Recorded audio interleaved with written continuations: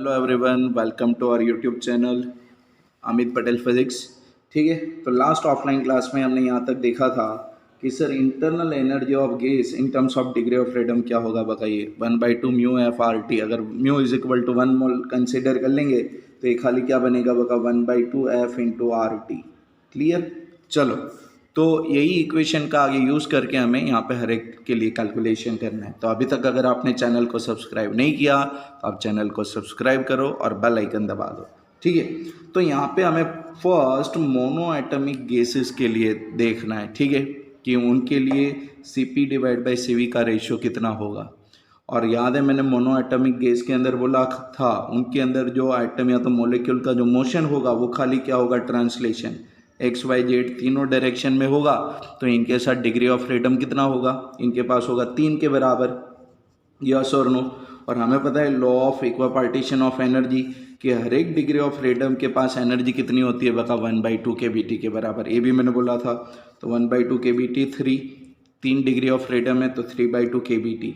चलो, तो अगर ये इक्वेशन को यहाँ पे मैं यूज़ करूँ टोटल इंटरनल एनर्जी निकालने के लिए कि सर ये जो एक मॉलिक्यूल की जो एनर्जी होगी वो कितनी होगी 3/2 के बी टी। तो सर 1 मोल के अंदर कितना होता है, एन नंबर ऑफ एटम होते हैं या तो मॉलिक्यूल्स होते हैं। तो सर के बी इंटू एन ए और ए टी यहाँ पे। ठीक है, एक के बी और एन ए को क्या लिखा है बका जस्ट साथ में लिखा है। ठीक है, मैं इनका सेकेंड मेथड भी आपको अभी दिखा दूंगा।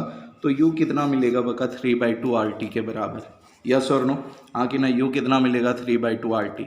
चलो, अगर ये जनरल इक्वेशन यूज़ करें ये वाला तो ध्यान से देखो तो कि सर वहाँ से भी इंटरनल एनर्जी हमें वही मिलेगी 1/2 म्यू एफ आर टी है कि नहीं ये रिलेशन। अगर म्यू में कितना यूज़ करूँ बका 1 मोल, क्योंकि यहाँ पे देखो एन ए लिखा है 1 मोल के लिए कर रहे हैं। और सर ये ट्रांसलेशन मोशन में डिग्री ऑफ फ्रीडम कितनी होगी 3 के बराबर। तो अगर वहाँ पे मैं वैल्यू प्लेस करूँ तो ध्यान से देखो तो 1/2 degree of freedom 3 R T. तो ये वही बनेगा कि नहीं 3 आर टी डिवाइड बाई 2। तो आप ये वाला रिलेशन भी यूज़ कर सकते हो। आई थिंक अगर ये वाला यूज़ कर लोगे तो आपको जस्ट एफ की जगह पे 3 लिखना है और ये सब मेंशन करना पड़ेगा नहीं। ठीक है, चलो फिर सर हमें पता है कि sir specific heat capacity at constant volume क्या लिखते हैं बका, delta U divide by delta T लिखते हैं कि नहीं। तो बका उसको D you divide by D T लिख सकता हूँ कि नहीं। अभी अभी आपने यू कितना निकाला बका, यू अभी अभी हमने क्या निकाला 3 आर टी डिवाइड बाई 2। तो देखो तो अगर यू की जगह पे, अगर मैं यू की जगह पे कितना लगा दूँ 3 आर टी डिवाइड बाई 2। और सर ये जो डी टी है ना वो टेम्परेचर का कैपिटल टी होगा यहाँ पे। क्लियर है इतना, डी टी। तो सर ये क्या बनेगा, तो सर 3r/2 तो क्या होगा बका कांस्टेंट। तो ये क्या रहेगा D T divide by D T होगा कि नहीं। यस और नो, वो कैंसिल आउट होगा। और सर हमें मिलेगा सी वी। सी वी किसके बराबर मिलेगा बका 3r डिवाइड बाई 2 के बराबर। फिर हमें एक रिलेशन पता है C P minus C V is equal to R. Clear, at constant pressure. हाँ कि ना। तो उनके लिए हमें कैलकुलेशन करना है specific heat capacity at constant pressure. तो सी पी क्या होगा बका C V divide by R. C V देखो आपने ये निकाला ना, उसकी वैल्यू प्लेस करो प्लस आर, तो 3/2 आर प्लस आर। तो ये सी पी कितना मिल जाएगा बका 5/2 आर।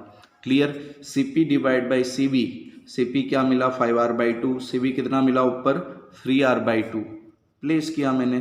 तो C P by C V मुझे कितना मिलेगा मोनो एटॉमिक गैस के लिए बका 1.67 के बराबर। Done, clear. चलो अब देखो डायटोमिक गैस के लिए। अब देखो डायटोमिक गैस का डिग्री ऑफ फ्रीडम याद रखो, मैंने दो बोला था आपको कि सर अगर ट्रांसलेशन मोशन भी होगी रोटेशनल मोशन भी होगी तो ट्रांसलेशन का 3 और रोटेशन का 2 तो 5। और सर अगर वाइब्रेशन होगा तो वाइब्रेशन का 2 ऐड होगा, टोटल बनेगा 7। यस और नो। तो यहाँ पे दोनों के लिए हमें कंसिडर करना है 5 के लिए एंड 7 दोनों के लिए। तो आपको सिंपल चेंज क्या करना है पता है आपको, कि यहाँ पे मैंने जो ये इक्वेशन के अंदर डिग्री ऑफ फ्रीडम क्या लिखा है बका 3 लिखा है ना, उसकी जगह पे एक बार हम कितना यूज़ करेंगे 5 और दूसरी बार 7। ठीक है, और सेम टू सेम मेथड से फिर से कैलकुलेशन करके दिखा सकते हो आप। ठीक है, तो यहाँ पे ध्यान से देखो वही है फिर कि सर डिग्री ऑफ फ्रीडम इनका कितना होगा 5 के बराबर। क्लियर, और एक डिग्री ऑफ फ्रीडम के साथ एनर्जी होती है वो कितनी होगी 1/2 के B T number of molecules in 1 mole. तो 5/2 K B N A T, K B into N A क्या बनेगा बका आर। या तो अपनी रिलेशन कि u किसके बराबर है बका 1/2 mu F R T, direct place करो sir, mu is equal to 1, F is equal to 5, तो ये क्या बनेगा 5RT डिवाइड बाई 2 बनेगा कि नहीं, ये बनेगी ना total energy. Same same mu की जगह पे 1, एफ की जगह पे 5, डिग्री ऑफ फ्रीडम मैंने 5 लिया, सेकेंड टाइम में 7 कंसिडर करूंगा, ठीक है, आर इंटू टी। क्लियर। तो इनके लिए जो टोटल एनर्जी मिल रही है वो कितनी मिली बता 5/2 RT के बराबर। चलो again, specific heat capacity at a constant volume, molar specific heat capacity. Clear. तो du divide by D T, U की जगह पे क्या प्लेस कर दिया 5/2 RT। सर डिफरेंशिएट करिए तो dt by D T cancel, CV क्या मिलेगा 5/2 R। अब देखो तो again CP minus CV is equal to क्या होगा बका R। क्लियर। तो CP is equal to CV plus R, CV हमें आगे क्या मिला बका 5R/2 plus R 7R/2। Clear. Ratio किया CP divide by CV 7 divide by 5 1.4। I hope कि सबको क्लियर होगा। ठीक है। अब देखो यहाँ पे जो एटॉमिक गैस है वो कौन सी है, ट्राई एटॉमिक गैस है, यस और नो, और इनका हमें डिग्री ऑफ फ्रीडम कंसीडर करना है 7 के बराबर। क्लियर। इनकी डिग्री ऑफ फ्रीडम कितनी कंसीडर करेंगे 7 के बराबर। इनिशियली मानो कि मुझे नहीं पता उनका डिग्री ऑफ फ्रीडम कितना है, तो अगर मानो कि मैं एफ के फॉर्म में लिखूँ तो एफ के फॉर्म में आंसर मिलेगा। ठीक है। अब ट्राई एटॉमिक गैस होगा, जैसे कि ओजोन गैस है, यस और नो, हाँ कि ना, तो सर उनके लिए जो डिग्री ऑफ फ्रीडम बनेगी ट्राई एटॉमिक गैस के लिए वो कितनी बनेगी 7 के बराबर। क्लियर। तो सर ये वाला रिलेशन भी यूज़ कर सकता हूँ ना, 1/2 mu F R T, degree of freedom 7 लगा दो तो 7RT डिवाइड बाई 2 होगा कि नहीं।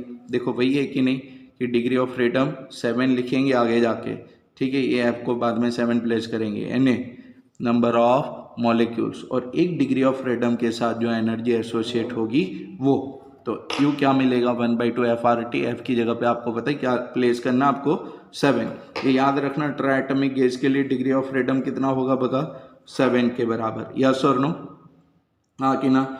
और इनके केस में आपको पहले भी मैंने बोला था कि सर 7 कब कंसिडर करोगे, जैसे कि यहाँ पे डायटोमिक के लिए हमने वाइब्रेशन कंसिडर नहीं किया, लेकिन मानो कि ट्राइएटॉमिक गैस में वो मोड ऑफ वाइब्रेशन भी मैं कंसिडर कर लूँ, वाइब्रेशन एनर्जी भी कंसिडर कर लूँ, ठीक है, तो यहाँ पे डायटोमिक में भी आप 7 कंसिडर कर सकते हो। ठीक है। चलो तो सर हमें टोटल एनर्जी कितनी मिलेगी, U is equal to 7/2 RT के बराबर। Sir again molar specific capacity at constant volume du by D T, U की जगह पे कितना रखूँगा मैं 7/2 RT, तो CV क्या मिलेगा बका 7R डिवाइड बाई 2 के बराबर। तो CP माइनस CVR, CP क्या बनेगा बका CV प्लस R। चलो 7/2 R CV R, तो 9R डिवाइड बाई 2।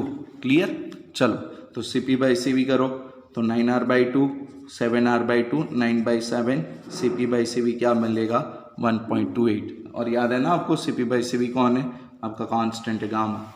चलो पॉली एटॉमिक गैसेस के लिए जैसे कि H2O है, CO2 है, ठीक है, तो ये सारे कौन से बका पॉली एटॉमिक गैस। चलो तो अब ना हमें CP/CV किसके लिए फाइंड आउट करना है, पॉली एटॉमिक गैसेस लाइक मैं H2O बोलूँ CO2, तो उनके अंदर याद रखना ट्रांसलेशन का डिग्री ऑफ फ्रीडम होगा 3, रोटेशन का कितना होगा 3, और वाइब्रेशन के कितना होगा F, तो सबको मिला के 3+3+3+3+F होगा।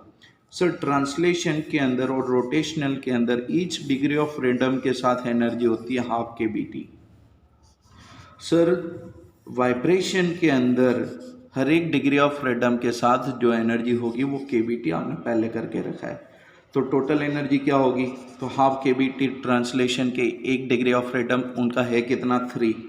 सर रोटेशन का हाफ kBT एक डिग्री ऑफ फ्रीडम के साथ, लेकिन वो भी कितनी है 3 kBT। सर वाइब्रेशन के साथ उनका डिग्री ऑफ फ्रीडम कितना है F के बराबर इंटू N है, ठीक है, 1 मोल के लिए नंबर ऑफ मॉलिक्यूल्स, तो ये क्या बनेगा बका 3/2 kBT, 3/2 kBT F kBT, तो kB को बाहर निकाल दिया Na के साथ में, तो 3/2 LCM बनेगा, तो 3T + 3T 60 divide by 2 + FT kBNA।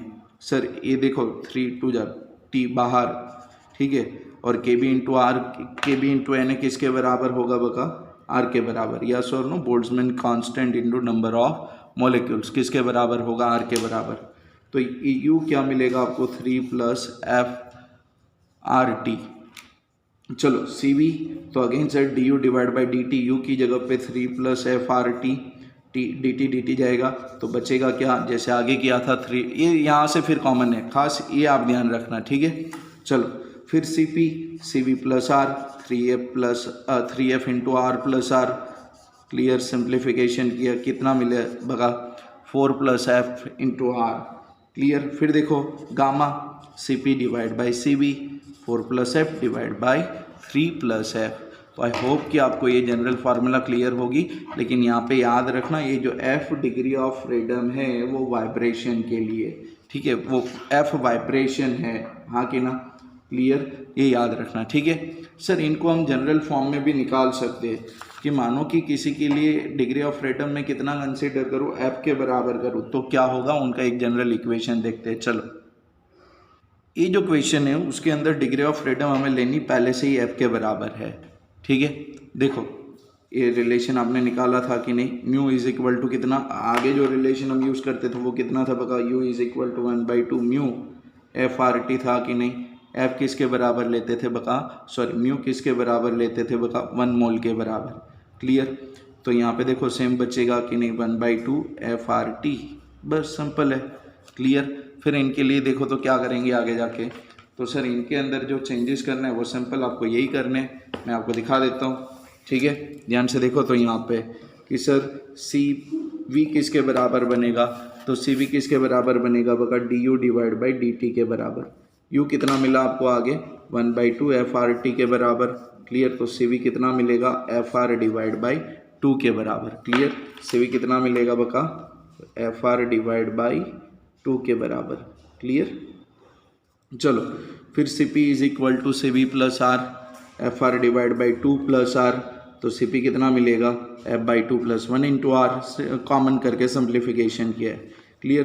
तो ये सी पी भी मिल गया, C P by C V, F/2 + 1R, 1/2 FR, clear. R क्या होगा बका, कैंसल आउट, समझ में आ रहा है कि नहीं। और derive equation of specific heat capacity of solid, कि sir heat capacity of solid हमें निकालनी है, ठीक है। ध्यान से देखो कि सर इनके अंदर भी जो ऑसिलेशन होगी, मतलब कि जो एटम होगा उनका वाइब्रेशन होगा, ठीक है। तो वाइब्रेशन के अकॉर्डिंग उनका जो डिग्री ऑफ फ्रीडम होगा वो हमें निकालना पड़ेगा। और आप सबको पता है कि सर उनके साथ कितनी एनर्जी, अभी लिखा था मैंने KBT वाली, यस और नो, हाँ कि ना। वन डायमेंशन में कितना होगा बका, KBT के बराबर, क्योंकि वाइब्रेशन के अंदर दोनों एनर्जी होती है, काइनेटिक एंड पोटेंशियल, ठीक है। तो काइनेटिक के साथ हाफ KBT, पोटेंशियल के साथ भी क्या होगी बका, हाफ KBT होगी, यस और नो, क्लियर।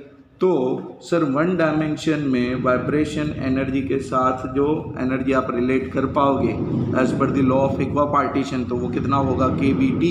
लेकिन जब हम 3 डायमेंशन की बात करें, क्लियर, तो वो एनर्जी कितनी बनेगी, नंबर ऑफ डायमेंशन से आप मल्टीप्लाइड करोगे और कितनी बनेगी बका, 3 KBT, यस और नो। ये KBT वाला अभी यहाँ पे मैंने लिखा था कि नहीं, ये पॉलीएटॉमिक गैसेस के लिए, यस और नो, हाँ कि ना। ईच डिग्री ऑफ फ्रीडम के साथ कितना रहेगा, KBT के साथ, क्लियर, हाँ कि ना। तो वो कितना है बका, KBT के बराबर, यस और नो। चलो तो सर अगर 1 मोल सॉलिड में कंसीडर करूँ तो उनके साथ एनर्जी क्या होगी, तो सर एक एटम के साथ कितनी होगी, एक मॉलिक्यूल के साथ क्या होगी, 3 KBT। तो यहाँ पे नंबर ऑफ मॉलिक्यूल से हमने क्या किया बका, मल्टीप्लाइड किया। और ये जो KB इंटू Na बनेगा, ये जो KB इंटू Na बनेगा उसकी जगह पे क्या प्लेस करेंगे, R, ठीक है। तो 3RT मिलेगा। फर्स्ट लॉ ऑफ थर्मोडाइनमिक आप सबको याद है कि डेल्टा Q किसके बराबर, delta U plus delta W, delta WP delta V। लेकिन सर अगर चेंज इन वॉल्यूम 0 होगा तो ये 0, तो delta Q is equal to क्या होगा बका, डेल्टा U। तो C delta Q divide by delta T, आगे आपने ये वाला रिलेशन डायरेक्ट यूज़ ही किया था ना, ठीक है। कांस्टेंट वॉल्यूम ऐसे लिखा था ना, DU डिवाइड बाई DT, आगे ना, तो वही है delta U by delta T, clear, मतलब DU divide by DT। U की जगह पे कितना लिखेंगे हम बका, 3RT के बराबर, U की जगह पे कितना लिखेंगे, 3RT के बराबर। तो सर ये क्या बनेगा, 3R बाहर निकलेगा, DT बाई DT बनेगा, क्लियर। चलो तो आंसर क्या रहेगा बका, 3R, आंसर क्या रहेगा 3R। आर की वैल्यू हमें पता है 8.31, तो ये आपको स्पेसिफिक हीट कैपेसिटी मिल जाएगी, ठीक है, सॉलिड के लिए। चलो वाटर के लिए देखो तो सर वाटर ना, वाटर पॉलीएटमिक है कि नहीं, H2O, 2 हाइड्रोजन और 1 कौन है बका, ऑक्सीजन है, क्लियर, हाँ कि ना। तो as per the law of equipartition of energy कि हर मॉलिक्यूल के साथ जो एनर्जी एसोसिएट होगी वो कितनी होगी, हाफ के बी टी, यस और नो, समझ में आ रहा है कि नहीं, क्लियर। और सर उनको ध्यान से देखें तो उनके अंदर भी सर वाइब्रेशन मतलब काइनेटिक एंड पोटेंशियल, तो दो, तो सर पूरे एक मॉलिक्यूल के साथ कितनी हो जाएगी, के बी टी के बराबर, क्लियर। ये ईच डिग्री ऑफ फ्रीडम के साथ आपको बोल रहे हैं, ऐसे कंसिडर करो वाइब्रेशन के अंदर, क्लियर। तो सर यहाँ पे तो देखो 3 डायमेंशन में कितना बनेगा, 3 से मल्टीप्लाइड करेंगे। सेकेंड थिंग सर इनके अंदर 3 यहाँ पे देखो 3 एटम है कि नहीं, हाइड्रोजन के 2 और ऑक्सीजन का कितना है बका 1, तो सर और 3 से मल्टीप्लाइड होगा, 2 हाइड्रोजन और 1 कौन है, ऑक्सीजन है, तो बका पानी का जो एक मॉलिक्यूल होगा उसकी जो टोटल एनर्जी होगी वो कितनी होगी, 9 kBT के बराबर, क्लियर। तो 1 मोल का क्या होगा, इंटू Na करोगे तो बका ये क्या बनेगा, Kb इंटू Na की जगह पे R, तो ये क्या बनेगी बका 9RT। Again C is equal to delta U divide by delta T, clear. तो इनको मैं ऐसे लिख सकता हूँ ना, du divide by dt, d by D T of U की जगह पे क्या आ जाएगा 9RT, तो ये क्या बने 9R, समझ में। R का वैल्यू प्लेस कर दो, R का वैल्यू हम सबको पता है 8.31, आंसर मिल जाएगा आपको स्पेसिफिक हीट कैपेसिटी किसके लिए बका, वाटर के लिए। खास यहाँ पे ये रिलेशन आपको समझना है, ठीक है, यस और नो, समझ में आ कि जब वाइब्रेशन होती है तो आपको याद है वाइब्रेशन के अंदर आपने बोला था कि वाइब्रेशन के अंदर जो एनर्जी होगी वो कितनी होगी, kBT के बराबर, याद है कि नहीं, क्लियर। क्योंकि वाइब्रेशन के अंदर 2 कौन सी एनर्जी है, तो सर एक ये वाली क्वाड्रेटिक इक्वेशन है, एक ये वाला है, kinetic energy plus potential energy. तो काइनेटिक के साथ कितनी होगी, हाफ kBT, और पोटेंशियल के साथ कितनी होगी, हाफ kBT। तो सर हाफ ऑफ वाइब्रेशन के साथ क्या होगा, kBT। आई थिंक ये सबको क्लियर है, यस और नो। चलो अगर कोई भी क्वेरी हो तो आप मुझसे शेयर कर सकते हो। Thank you.